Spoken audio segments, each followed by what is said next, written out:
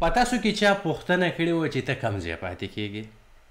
زما دا خیال ګمان و چې یاره دی د ویلنټاین د ورځو نه مخکې تپوس کوي نو یقینا چې زما کور ته به څه ډالۍ رالیږي نو زه دلته پاتې کېږم. په دې ټوله محله کې د ټولو نه بدرنګ کور زمونږ دی. زمونږ په کور کې ونې ډېرې کمې دي، بوټي ډېر کم دي، خو د دې چپ چاپېره ګاونډیانو یو جهان مننه چې دا ماحول یې داسې ساس کړی دی او دلته یې دومره ونې بوټي رخ کړي دي چې زمونږ د هوا یې صفا کړي ده او موږ زمونږ په صحتمنده پاتې کېدو کې د دې ګاونډیانو د دې بوټو د دې ونو د دې غونډې محلې ډېر غټ کمال دی.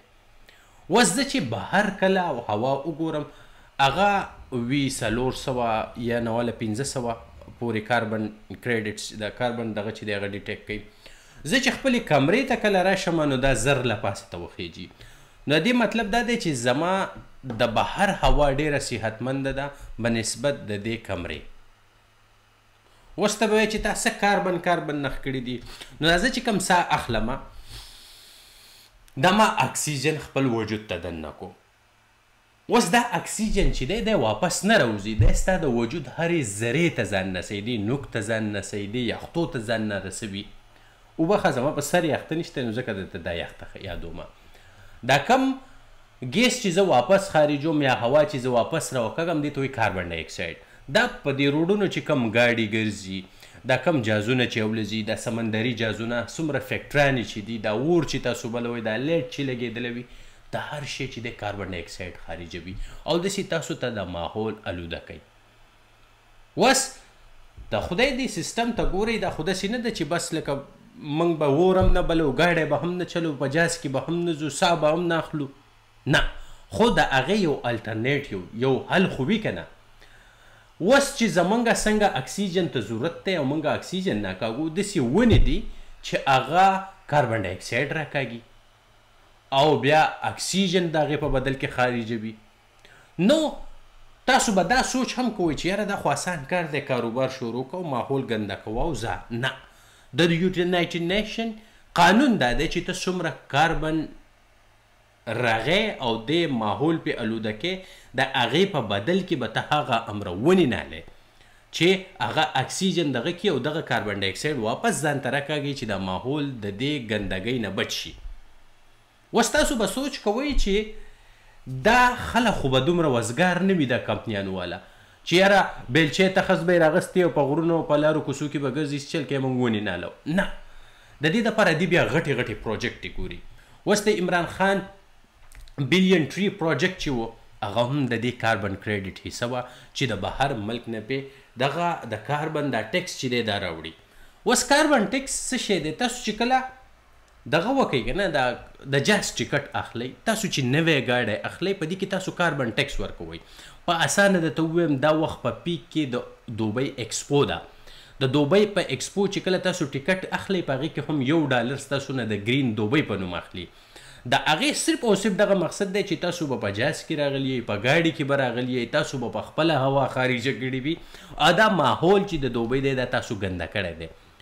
نو دغه کاربن ټیکس دی په دغه کې او دا ستاسو نه اخلي، وروسته به پې دې ونینالی چې د اکسیجن لیول برقراره شي. تیر کال هم موږ په ټوله پښتونخوا کې او ډېرو ځوانان ناوتي وو، هغو انډیویجولي یو کس 200-500 ونینالې کړې وې. خو د جوب چې کم ځوانانو هغو غونډ کیلی راوتی و ماشاءالله، د اشر په نوم هغو هغه اشر کړی دی او داسې د ونو د اهمیت تبلیغ ورکړی دی چې ډېر د ستایلو وړ دی. الله دې وکړي چې تاسو کې داسې څوک را پیدا شي چې د کاربن کریډټ پیسې ځان ته راوړي. اوس اسانه طریقه دا د استرالیا مثال به زه درکړم. دلته تاسو وایئ چې یاره دا هوا دومره صفا ولې ده. دلته که تاسو د دې په ښار کې ګرځئ، منګه چې ښار ته کله لاړ شو، موږ د کور په خوا کې ونه نه نالو، د هغې وجه دا ده وایي دیوال به راتاو کي. دلته په ښار کې ګرځه، غټ غټ بلډینګونه دي، د غټ بلډینګ نه لاندې ونې دي، دومره ونې دي چې زموږ په ټوله پښتونخوا کې به دومره ونې نه وي څومره چې د دې په یو ښار کې وي. د هغې وجه دا ده چې ګاډی کم کاربن د خولې نه راوکاږي، د سلنسر نه دقه ځای ورته ونه ده هغې تې راکاږي، ماحول صفا ساتي. یوازې دا نه، په استرالیا کې په 2019 کې $350 بلیون هم په دې خرچه شوي چې دي ځنګلات رخ کي. دلته چې د هر غر سر ته وخیږي ایکس په نظر درته رانشي، صرف او صرف په یوه ونه وي. داسې ځنګلات یې رخ کړي دي. میاواکي میتډ وایي، میاواکي جاپانیانو دا طریقه کار کړی چې ډېر بوټي به په یو ځای کې نال کړل.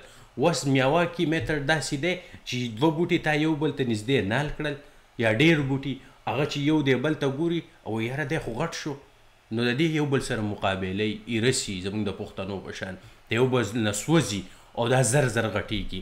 نو بیا تاسو چې کله کاربن کریډټس ته اپلای کوئ په تاسو پسې راځي، نو هغه د سټلایټ نه ګوري چې یو دلته دومره اکسیجن نغېږي. دا به حلو کېږي چې موږ په خپله خاوره باندې ډېر بوټي نال کو.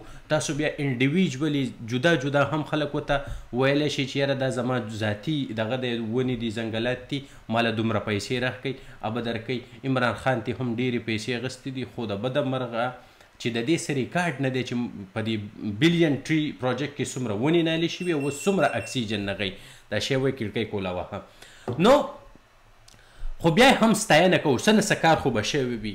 15 فروری نه واخله د اپریل له اوله پورې تاسو خپل ماحول کې چې تاسو څومره کاربن نغوئ په ځان رحم وکئ، اوځئ ونې بوټي نال کوئ او دغه کاربن چې دی دغه په ونو باندې وخورئ چې وی توږي دنه او صحت ته میلاو شي.